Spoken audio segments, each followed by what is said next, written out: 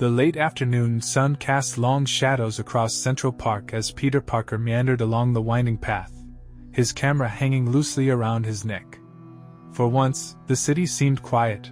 No alien invasions, no supervillains terrorizing civilians, just the gentle rustle of leaves in the autumn breeze. He'd been pushing himself too hard lately, between his duties as Spider-Man, his job at the Daily Bugle, and helping Aunt May with her community center project. Today was supposed to be different. Just one ordinary afternoon for a not-so-ordinary young man. Peter paused to snap a few photos of golden leaves dancing in the wind, allowing himself a rare moment of peace. The weight of responsibility that usually pressed down on his shoulders seemed to lift, if only slightly. He promised MJ he'd try to take better care of himself, to find moments like these where he could just breathe. A group of teenagers lounged near the fountain ahead, their laughter carrying across the park. Peter smiled, remembering his own high school days, before the spider bite, before Uncle Ben, before everything changed. He'd been just like them once, hadn't he? Well, maybe a bit more into science and a lot less into whatever was playing through their Bluetooth speaker. As he approached, Peter's spider sense tingled ever so slightly. Not danger, not really, but something was off. He could have changed course, but that would mean letting his powers dictate even the simplest moments of his life. Besides, they were just kids enjoying the park, right? The first splash of water caught him completely off guard. "Got him!" a voice crowed from the group, followed by more laughter. Another bottle's worth of water hit him from behind, soaking through his shirt. Peter stood there, dripping, as his camera dangled precariously from his neck. His first instinct was to leap away, to use his enhanced agility to avoid the next splash he could sense coming. But Peter Parker, the Peter Parker these kids saw, couldn't do that. "Hey, what's your problem?" he managed, trying to sound appropriately indignant while suppressing the urge to shoot a web that would seal their water bottles shut. The teenagers just laughed harder, phones out now, recording his reaction. This wasn't supervillain territory, but somehow it stung differently. These weren't his enemies.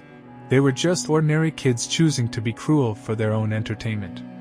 One of them, a tall boy in a Letterman jacket, stepped forward with another bottle. "No problem, man. Just trying to help you cool off. You looked kind of stressed." The others snickered, and Peter could see the familiar dynamics at play, the need to impress, to maintain status, to feel powerful. He'd seen it all before, from both sides of the equation. As water dripped down his back, Peter felt a complex web of emotions tugging at him. There was anger, yes, the kind that made his fingers itch to show them just how uncool he could make their afternoon. There was embarrassment, the same kind he'd felt in high school when Flash Thompson had made him his favorite target. But there was something else too, something that made him think of Uncle Ben's words about power and responsibility. These kids had no idea who they were messing with. They couldn't know that the seemingly helpless photographer they'd chosen to torment had saved their city more times than they could count. They couldn't know that he could stop them with literally a flick of his wrist. And that, Peter realized as he stood there dripping, was exactly why this moment mattered more than any super-powered showdown. The real test of character wasn't what you did with great power when everyone was watching. It was what you chose to do with that power when no one would ever know the choice you made. As the Letterman jacket kid raised his bottle for another splash, Peter Parker made his choice. But this was only the beginning of an afternoon that would prove to be far more eventful than any ordinary day off had any right to be. Just as the Letterman jacket kid was about to unleash another torrent of water, a sharp voice cut through the laughter. "Hey! What do you think you're doing?" An elderly woman with steel-gray hair pulled into a tight bun was striding toward them, wielding her walking stick like a sword. Peter recognized her immediately, Mrs. Chun from the community center where Aunt May volunteered. She taught art classes to seniors and had a reputation for taking absolutely zero nonsense from anyone. The teenager's smirks faltered slightly, but the leader tried to maintain his bravado. "Just having some fun, lady. Mind your own business." "Fun?" Mrs. Chen's eyes narrowed dangerously. "I've been watching you have fun with 3 other people before this young man. Is that what passes for entertainment these days? Humiliating strangers? Peter's ears perked up at this information, his journalist instincts kicking in despite his soggy state. 3 others? This wasn't just random cruelty, it was a pattern. He glanced at the teens' phones still recording. Something clicked in his mind. They were creating content for social media, turning random people's bad days into entertainment for clicks and views.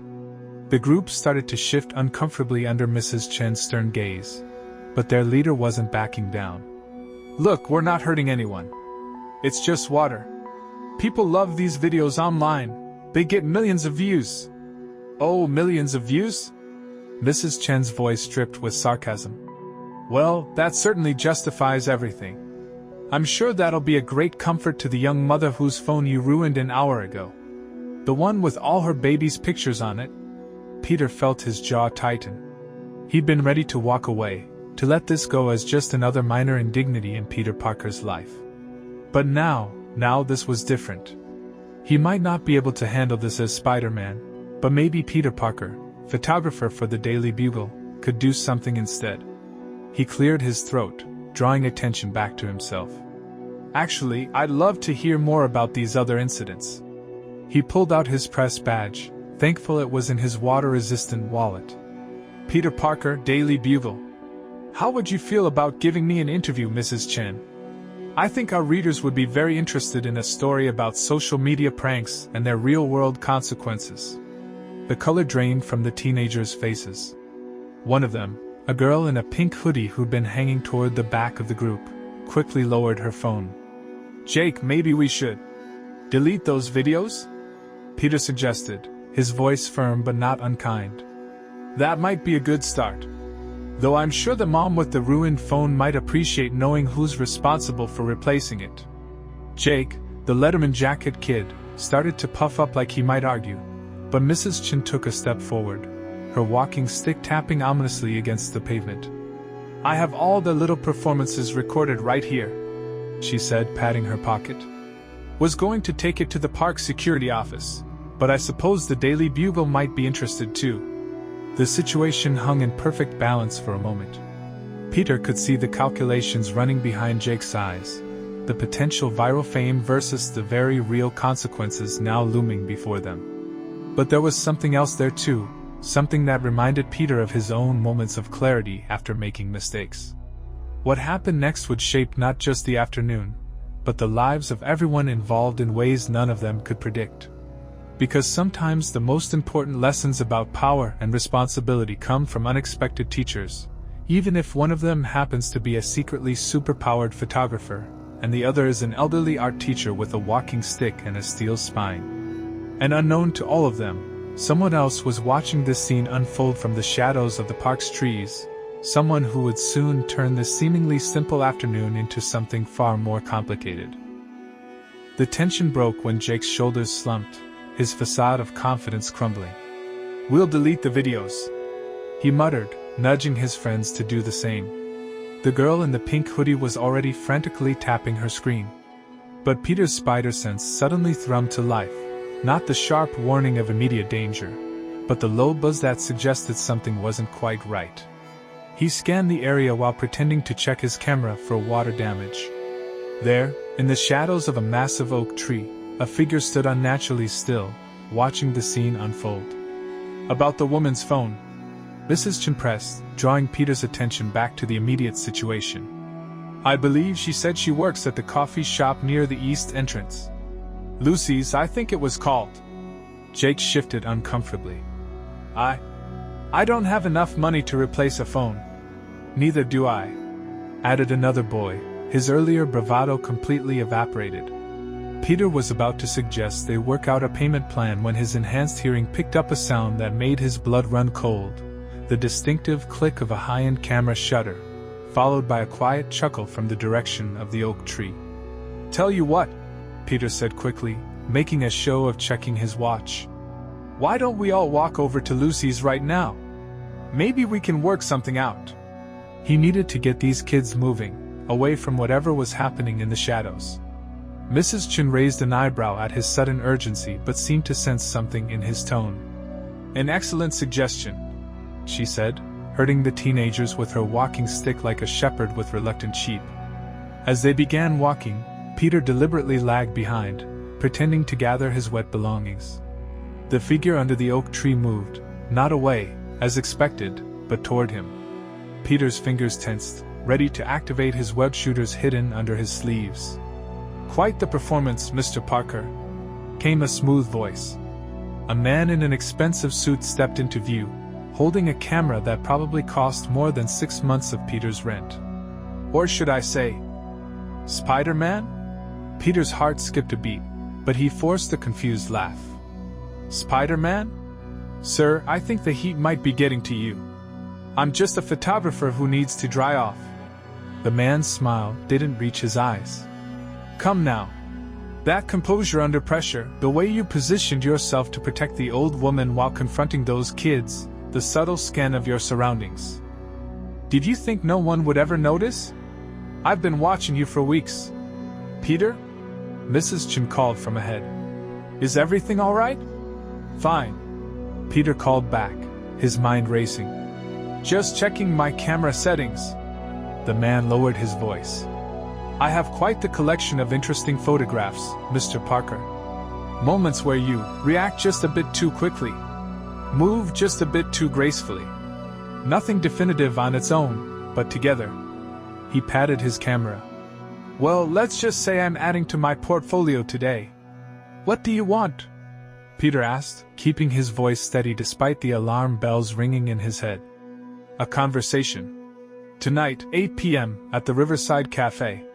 Come alone, or tomorrow's edition of the Conservative Chronicle runs a very interesting expose.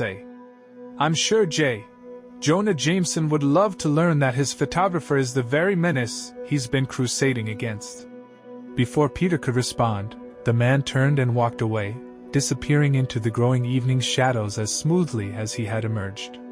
Behind him, Peter could hear the teenagers arguing about how to pool their money for the damaged phone, completely unaware of the much larger drama unfolding.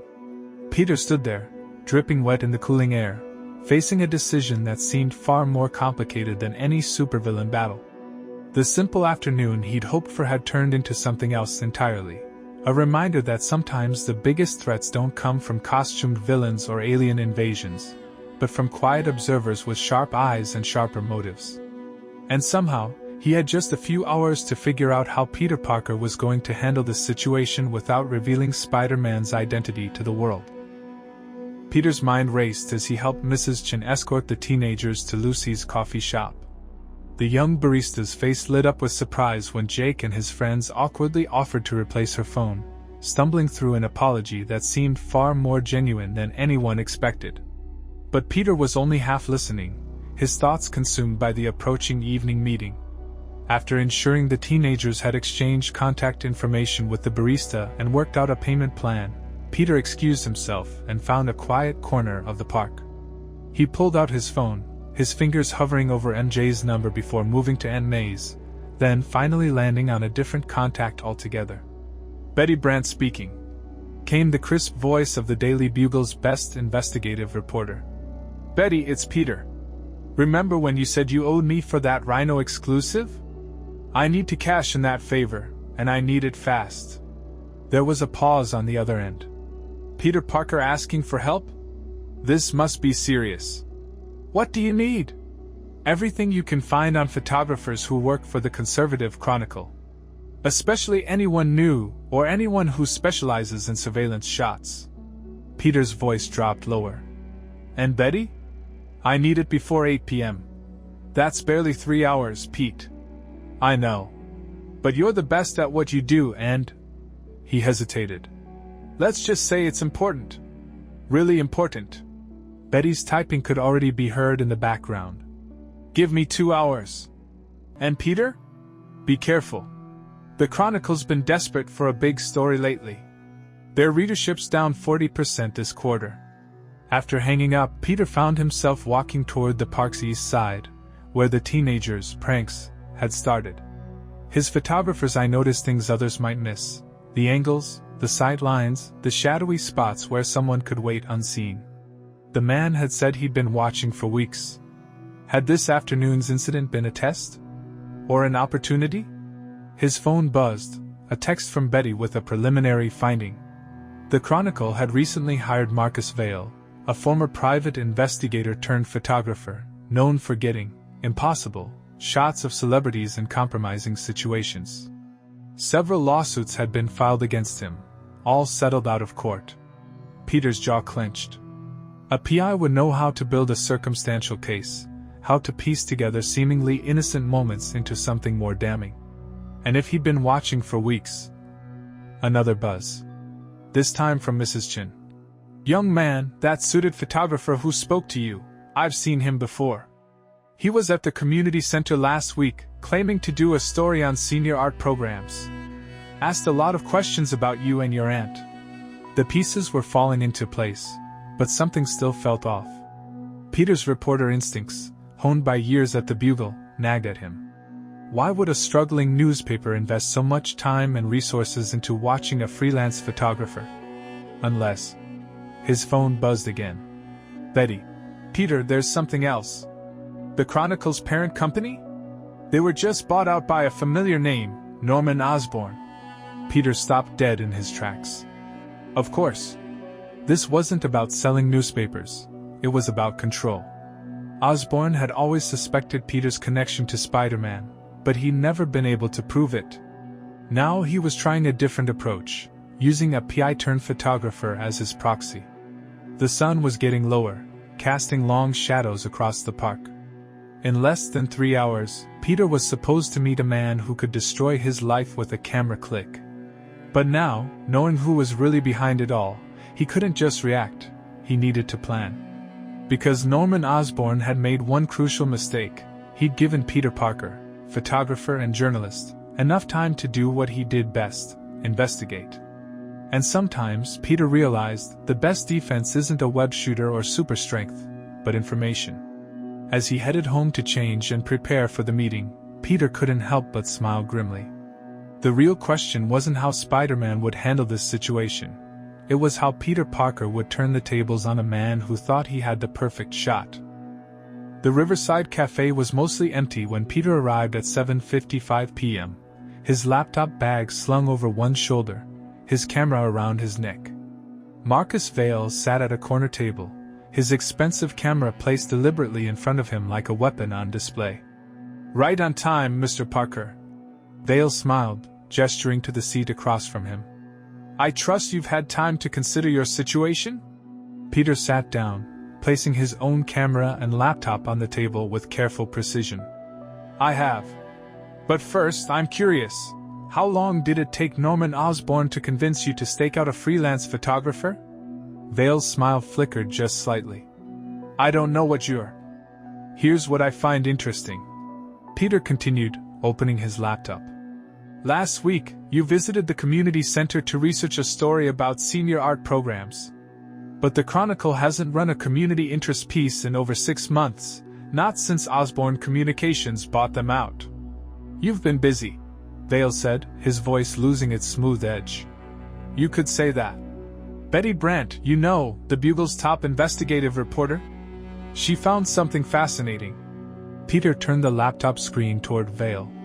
7 lawsuits against you in the past 3 years. All settled out of court. But here's where it gets interesting.